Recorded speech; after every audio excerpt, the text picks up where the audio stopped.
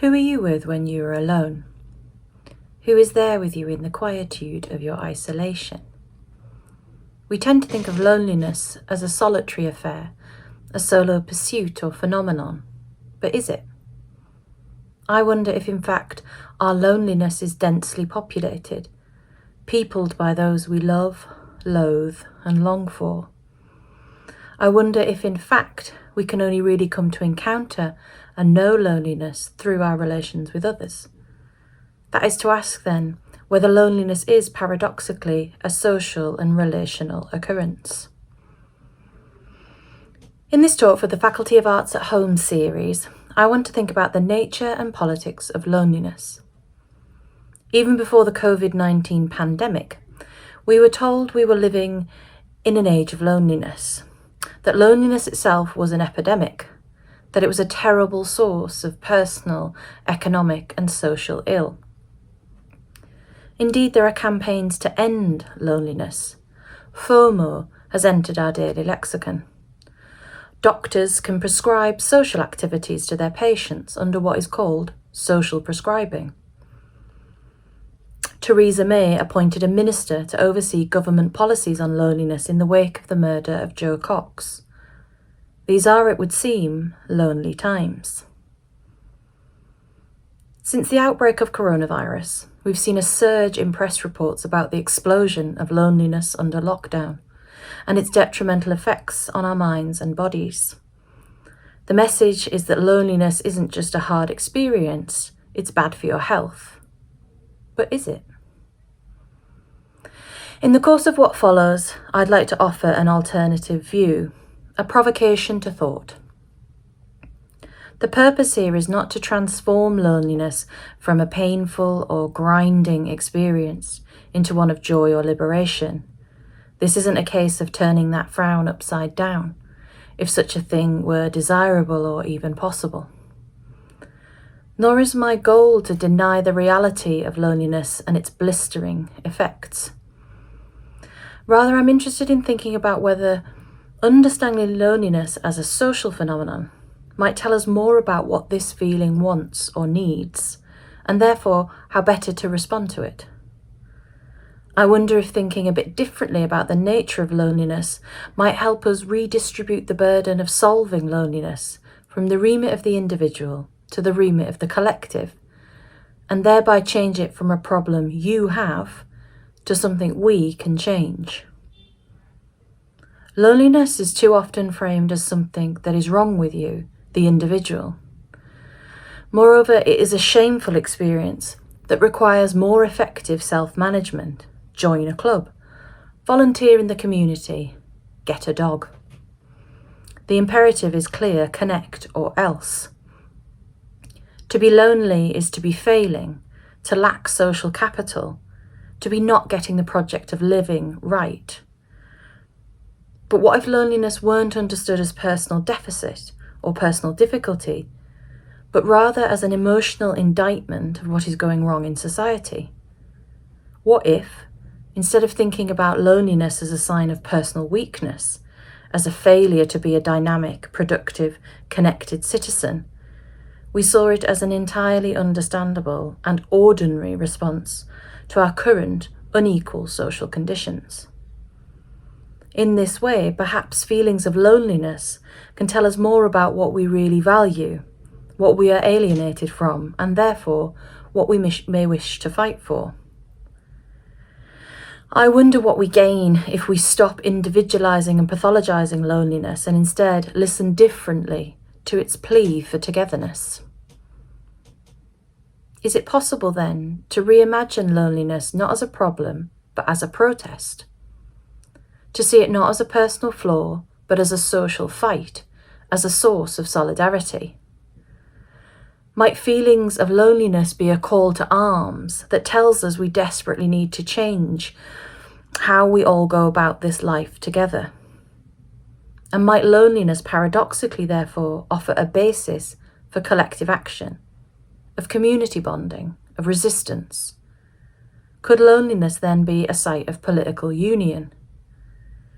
If we dispense with the notion that I am lonely because I am weak, flawed, not good enough, failing, and instead employ I feel lonely because we are not living in times that foster intimacy, attachment, belonging, then it becomes possible to redirect the traffic from suffocating individual difficulty to shared ground for change.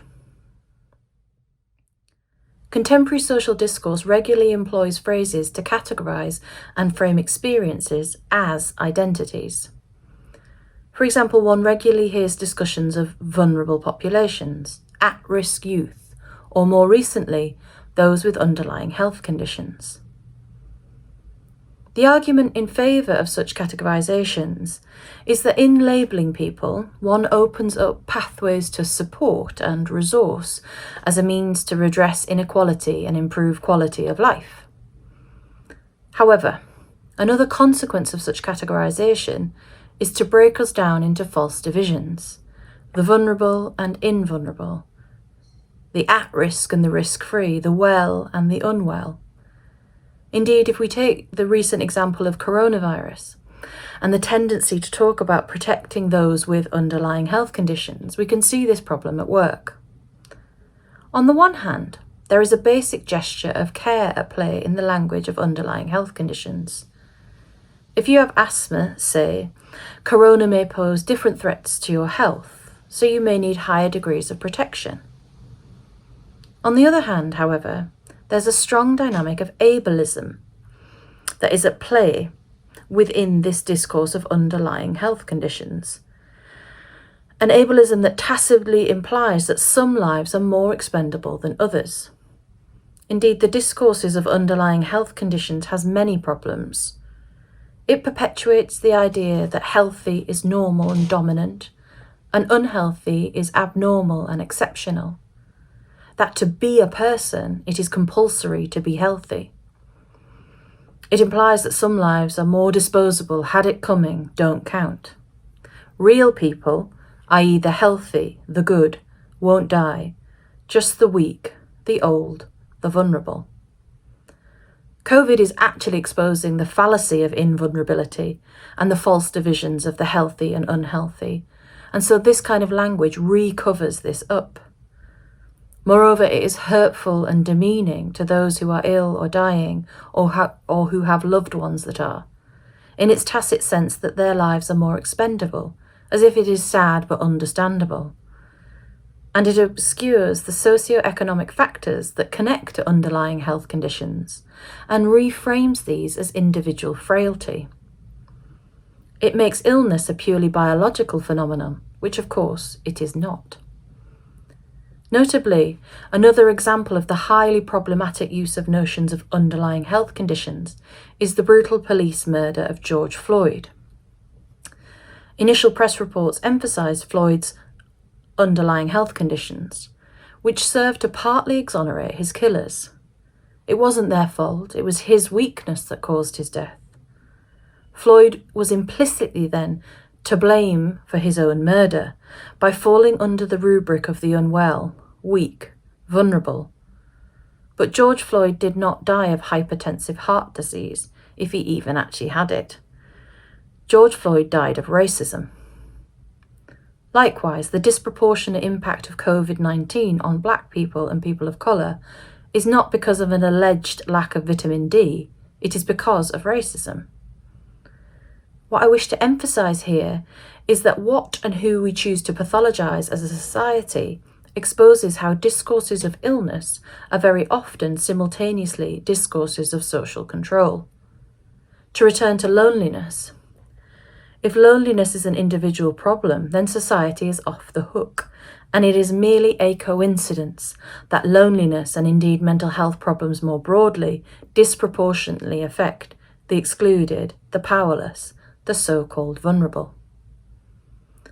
My provocation then is to reclaim loneliness as a generative experience, to reimagine loneliness as a political accusation and an opportunity for new forms of social togetherness, to refuse the individualized identity categories of lonely, vulnerable, unwell, in favour of embracing the radical, unproductive unconnectivity of loneliness as an experience, That is to say, if loneliness isn't an individual category, but a social and relational encounter, then its qualities can be reframed, not as isolated burden, but as prompts to action.